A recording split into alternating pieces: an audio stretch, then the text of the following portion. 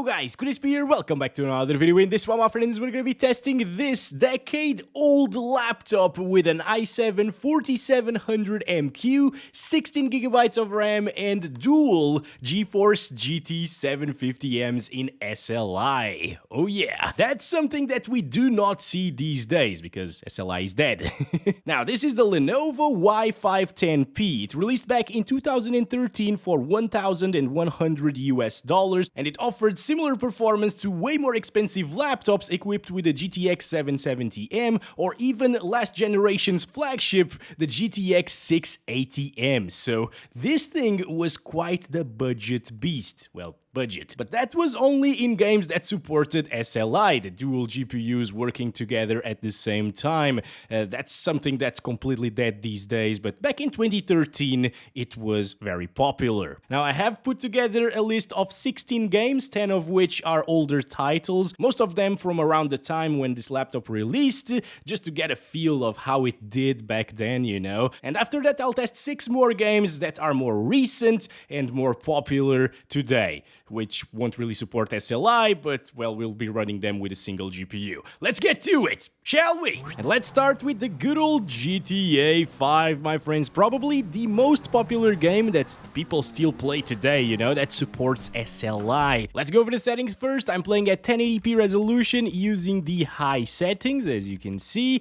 and both of those GPUs will be fully utilized throughout this video. It's amazing to see that, my friends. Oh yes, let's start counting our FPS. Here we go, 99% utilization on both cards and roughly around 60 frames per second. That's extremely good for a laptop like this. This PC was already 2 years old when this version of GTA 5 came out, so it's awesome to see it provide 60-ish frames per second on average right here at the high settings and 1080p resolution. Like back in 2013, I could only dream of having something like this with SLI, you know.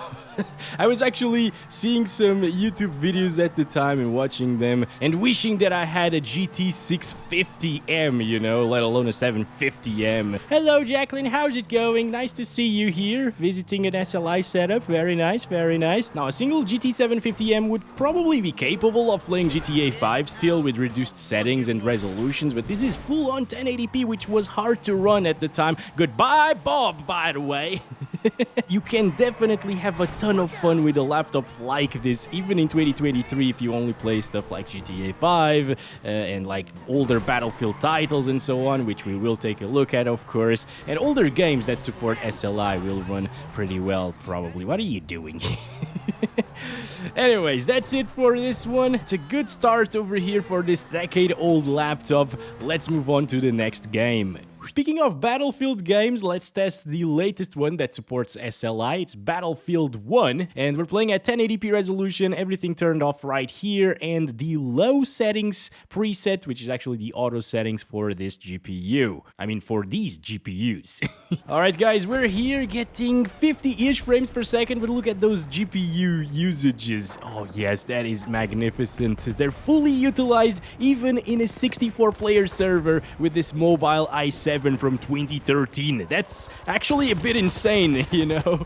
Alright, here we go, here we go. Like, I actually remember playing this game back when it came out on a GTX 760 and an FX 6350 processor, and the FX was bottlenecking the GTX 760 like crazy in this one, especially in these very, very populated servers. But this mobile chip is handling it just fine. Both GPUs, again, are fully utilized, and it's providing a decent experience. It's playable, it's not amazing, because it's not 60 plus FPS, but I mean, I could definitely enjoy the game like this. Also, it's really awesome to see that Battlefield 1 is such good fun, even in 2023, my friends. I can't believe that this game is 7 years old at the moment. Even on low settings, it doesn't look terrible, right?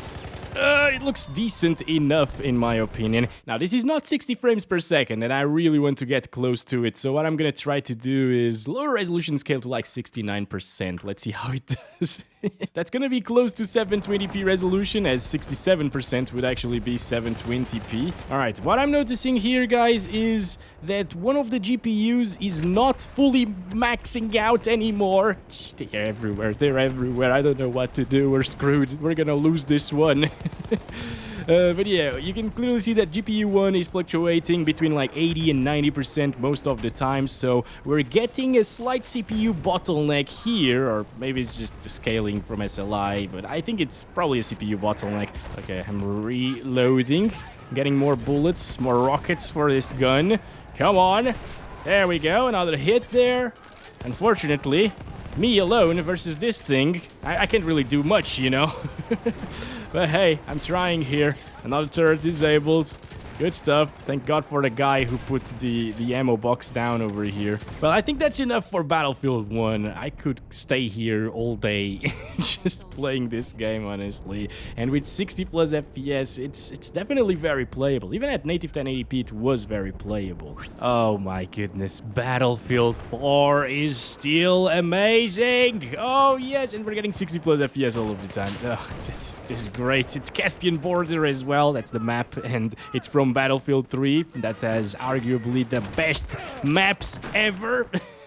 Anyways, let's go over the settings. We're playing at 1080p, 100% resolution scale, medium settings preset, which look very nice in this game compared to like high and ultra. It actually defaults to high, but that drops the FPS from 60. So I would highly recommend medium settings, and I want to play on medium settings. And guys, I am testing BF4 here today. By the way, it's dropping from 60 FPS quite often here in this area with a lot of vegetation. Even back then, vegetation was very intensive. It's not only in today's games, okay?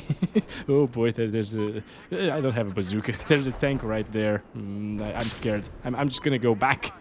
But yeah, this released back in the same year as the laptop itself, so it was a modern AAA game with very good graphics at the time, and we're playing it at medium settings, native 1080p, which was, again, a very, very intensive resolution back then.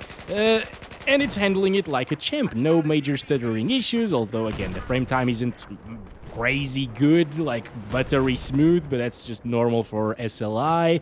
And yeah, I would be super, super happy with something like this back in 2013, that's for sure. Well, that's it. 72 FPS average. Again, 1% lows are at 44, but it's probably just because of the little variations in the frame time. And I also died a lot, and going to the map obviously will lower things down, yeah. Next up is 2018's Far Cry 5, my friends, and it is not looking that great, is it? That's because it's being played at 720p resolution. Here it is. 1280 by 720 using the lowest settings in the game.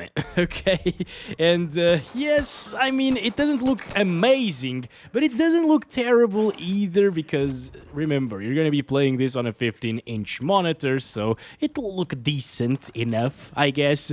The problem is it's getting 30 frames per second, and I think it will probably drop from 30 in just a little bit, okay, with a lot of stuttering as well. All right, it already dropped to like 28, and nothing intensive is happening, so yeah, quite a bit of a shame, isn't it, guys? Now, the stuttering is kind of expected, I think. Oh, God, look at that. Because we're supposedly slightly running out of VRAM, and, well, it's SLI. In 2018, it was already dead by the time this game came out. It probably only supports it because it's based on an older engine, and, yeah, the GPUs, both of them, aren't even maxed out, so... It's also not really a CPU bottleneck in this case, it's just not maxed the GPU usage is out because I pressed Control and Shift at the same time. But yeah, but it's because of the SLI issues. In a lot of titles, especially newer ones, you will see some stuttering, some tearing as well, and it just doesn't really provide as smooth of an experience as a single GPU. So let's move on to Far Cry 4 instead. And here we're back to 1080p resolution using a mix of medium and high settings with these turned off. And that's because on low settings I couldn't really achieve 60 FPS, so I settled for a little bit higher visual fidelity and slightly lower FPS at the same time. This should be 30 plus FPS all of the time, so it's playable for Far Cry, not amazing, you know, but it's fine. I would be okay with this experience, especially because in 2012 I played Far Cry 3 with 30 FPS and I enjoyed it a lot. Look at these graphics, by the way. This isn't even on ultra, it's medium to high again, and it looks very good, like the lighting and stuff. The reload, oh yes, it's Far Cry is always so great looking. Let's go. Okay, go. Oh boy, can we actually get this? Also underwater, things are looking great still. Pretty much the same FPS, you know. Can we get him from here? No? Okay, come on, come on. Oh boy! No, heal. Alright. Oh, oh my goodness. We're screwed. Oh, look at the finger there. Oh, ouch. The animations, the healing animations are also always very, very nice in Far Cry games. Come on, please. There we go, finally. I think we could have handled that a lot better, right? Obviously, this is just the start of the game still, but we finally come across a little town right here, and it's performing pretty well. And we got Jack over here as well. Oh boy, no, Jack, don't kill me, Jack. Come on, it's all good. No, go fight the bastards. Come on, this is what I pay you for. So not a problem. Far Cry 4 is a decent experience in this little system here.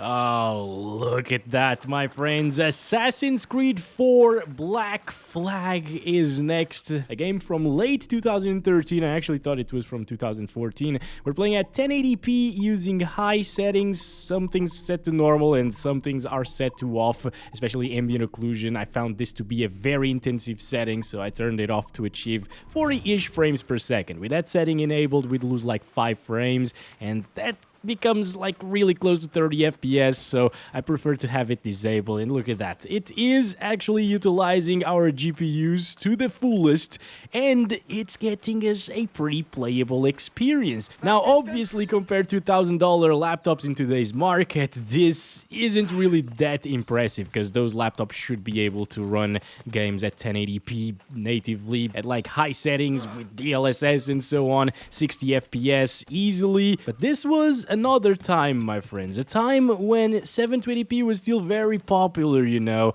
I myself was playing a lot of titles at 720 and even lower, and 30 FPS were considered playable and okay, you know.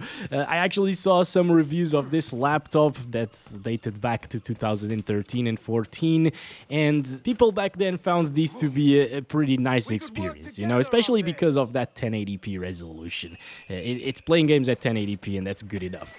I guess. Anyway, this seems to be working well enough on this little setup. It also scales very well with SLI, and it gets 30 plus FPS all of the time, which is plenty enough in a game like this, in my opinion.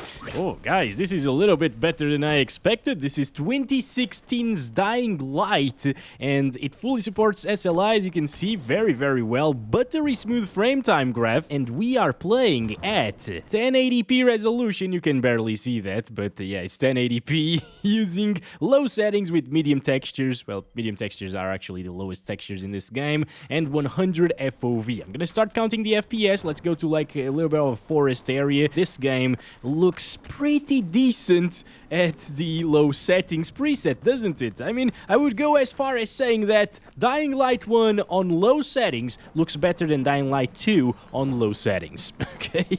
At least in some aspects of the image, it definitely does. It's pretty sharp for starters, okay? The fire looks pretty decent even on low settings, right? Like smoke effects, particles, draw distance as well. It's not terrible. Those trees look a little bit worse, but yeah. Okay, now we got a little bit more vegetation on screen, and things are dropping slightly into like the lower 40s at times, but again, I haven't seen it drop from 40 frames per second. Stability of the frame time, oh, there we go, 39 actually. Frame time stability is absolutely perfect. However, you will encounter some areas in this game that are going to be a little bit more intensive than what we're seeing here, but it shouldn't really drop from 30 FPS, and yeah, overall it's stable and it's smooth, and I really love the fact that it does not stutter whatsoever. Nice. Time for Skyrim. We're playing at 1080p using the high settings preset without anti-aliasing, guys, and this is a pretty nice experience. First of all, if you take a look at the GPU utilizations, they're not maxed out, but we're still well above 60 frames per second. That's because over in this part of the game, we're actually CPU bound, because, well, the game is kind of old old. It was already a couple of years old when this laptop came out, and it was probably made with like dual cores in mind. It actually runs pretty well on like Core 2 Duos and Core 2 Quads, so they didn't really optimize the game to take advantage of hyper-threading on this little i7, so we end up with like 30% CPU utilization and also with a little bit of CPU bottleneck in this particular system. And if I go outside and get out of this town area with a lot of NPCs, it becomes GPU bound. Or maybe not. I was actually seeing 99% GPU usage on both GPUs during nighttime, but during the day apparently things are a little bit more CPU bound. I don't know. Yeah, look at this. We were just inside of that castle over there, and looking at it, we're still getting 70-80-ish% GPU utilization, but looking back at this area, we get full GPU usage with 100 plus frames per second. It's a really good experience here in Skyrim, and it's kind of making me want to play this game again a little bit. Usually when I test Skyrim in these videos, it's because the GPUs are really bad. So it ends up being a pretty terrible experience, like 720p, lowest settings, 30 FPS, but not here. Here we're actually playing with really good FPS, a smooth experience overall, and good graphics at the same time, and 1080p. It's a good experience. Let's move on. But can it run Crysis? That's the real question, my friends. Well, apparently it can. This is Crysis 3, which came out in 2013, and it looks really gorgeous, even by today's standards, right? And I've been playing for the last like 15 to 20 minutes. I played through the entire first mission here using these settings. Oh, I forgot to show you the settings as well. We're playing at 1080p, high resolution, medium settings preset with no motion blur. And sometimes it was a smooth experience like this, or like 40 plus frames per second most of the time, but other times it would start loading in a new area and GPU utilization would go down like crazy to like 50% in both GPUs, and it would just become a stuttery mess. Oh, Jesus, I totally forgot about this one. Alright, over here, for example, yeah, you can see the frame time graph going crazy like that. Yeah, it doesn't really feel like 50 frames per second anymore. I would definitely say that it's running at a lower frame rate than that, because it's really, really stuttery, and it doesn't really feel right, even though we're getting 50 FPS. It's kind of like frame generation, but with frame generation, you're getting 50 FPS with a lot of input lag. Over here, you're getting 50 FPS with a lot of jittery and stutter, and it's not enjoyable. It's also lowering our 1% lows like crazy. So can it run Crysis? More or less. I would say if you really, really wanted to, you could play like this, but I don't recommend it. And now for the last SLI-enabled title, we got The Witcher 3 Wild Hunt. We're playing this one at 1080p using low settings and low post-processing as well. And it is getting 30-ish frames per second, as you can see. Unfortunately, I don't have my Novigrad save game anymore, because this is the classic version of the game. Because the new next-gen update game is way more intensive, and I don't even think it works with SLI, but I'm not sure about that. Anyway, this is the older version, of course. It should work very well with SLI, and both GPUs are fully utilized, as you can see, so it definitely does work. Unfortunately, I have been seeing quite a bit of stuttering like that, so classic SLI issues, you know. This technology died for a reason. It wasn't really stable, unfortunately, in many games. Obviously, some of them did work very well today, but look at that frame time, man. It's awful, right? It's not enjoyable like this whatsoever, unfortunately. Alright guys, that's been it for the SLI enabled titles in this video. Unfortunately, most of them are very old, but this is kind of ancient technology, as I told you already. No new games support SLI, not even Nvidia supports it anymore in their drivers, so yeah, we're stuck to older games to take advantage of this technology. But I'm still curious to see how this laptop will do in more popular, more recent games. Let's find out the performance of a single 750M in those games, shall we? First, we got Counter-Strike 2 at 720p using the lowest settings, aside from FSR, which is disabled. Alright, let's do this, starting with 69 FPS. I saw that. Again, very nice. If we manage the 69 FPS average, average, I will take it gladly, but it's not that great for Counter-Strike, really. You want 60 plus all of the time, obviously, in a game like this. If CSGO was still around, guys, we could have had a really nice experience, possibly like 100 plus frames per second, I believe, because 750M is not really that bad. At least I didn't expect it to be this bad here in CS2. But again, this game just doesn't really like old GPUs. And I even got the drivers out-of-date message at the beginning of it, although I am running the latest drivers for this GPU, of course.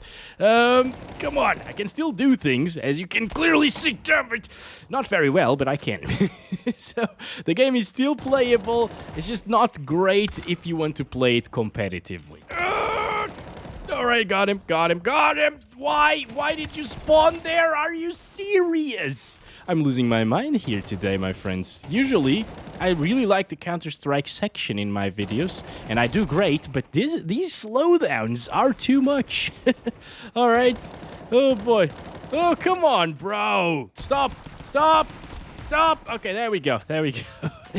Also, guys, if you are interested in non-SLI videos with the 750M, with one of them disabled, you know, which sometimes works a little bit better in these non-SLI games, leave a comment down below, because that's another test that I would like to do. And you know what, guys? Sometimes disabling the second GPU here in these games actually gives you a little bit more performance, but this is an SLI setup, you know. I don't want to disable one of the cards for these games, these last few games, you know. Also, I am not playing this game very, very well at all. Oh my gosh, I'm so butthurt at the moment. We died 41 times.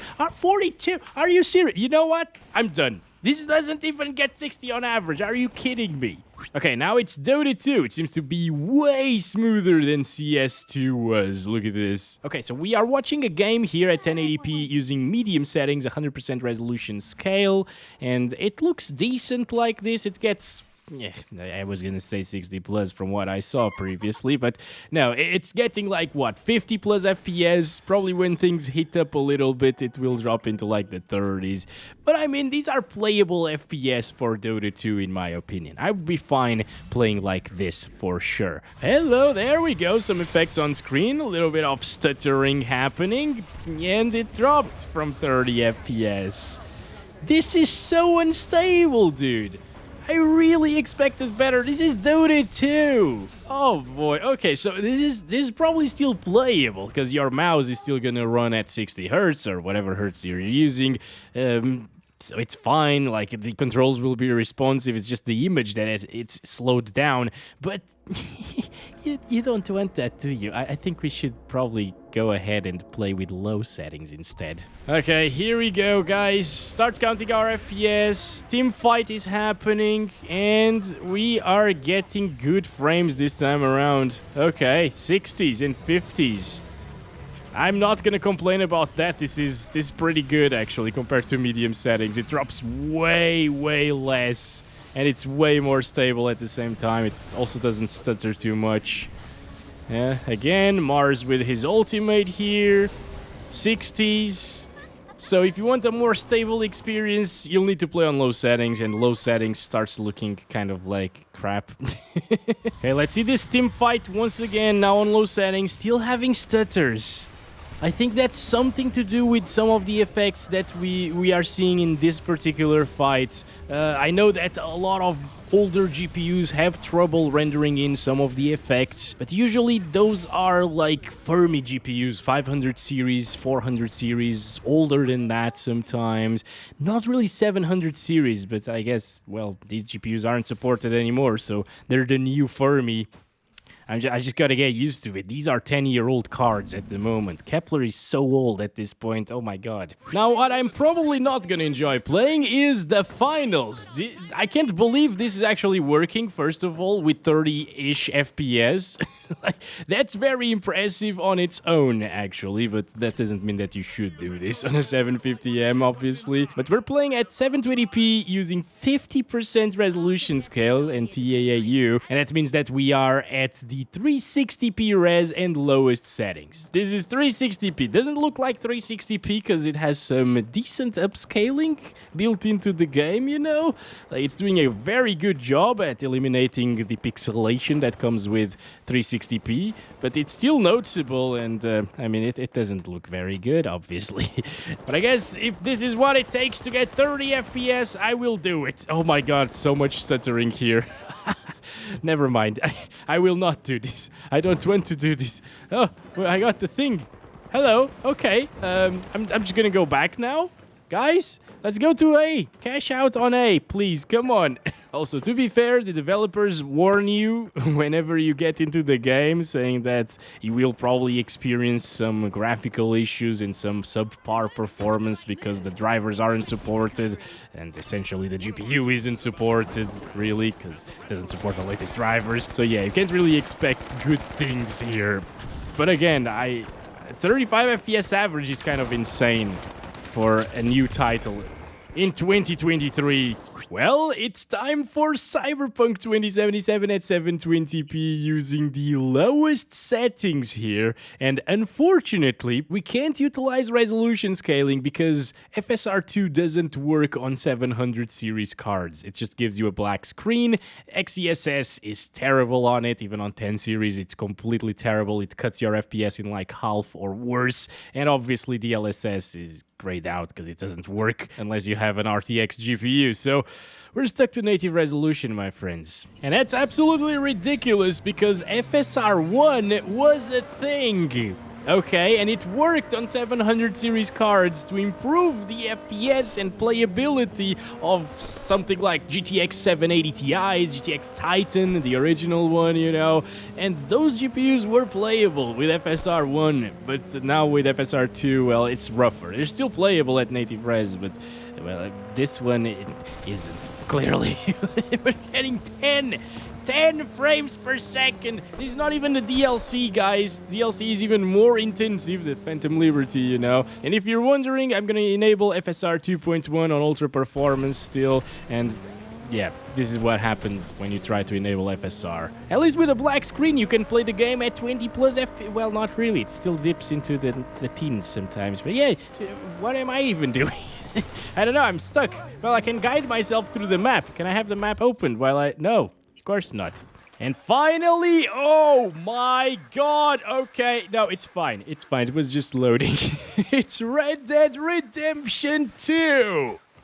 Oh my god! It's much better than Cyberpunk. We're at 720p with lowest settings, but with half resolution scale, which means that it's 360p. And it does look like 360p in like the finals, right? Look at this crap. Oh my goodness. And it still gets like 20 frames per second.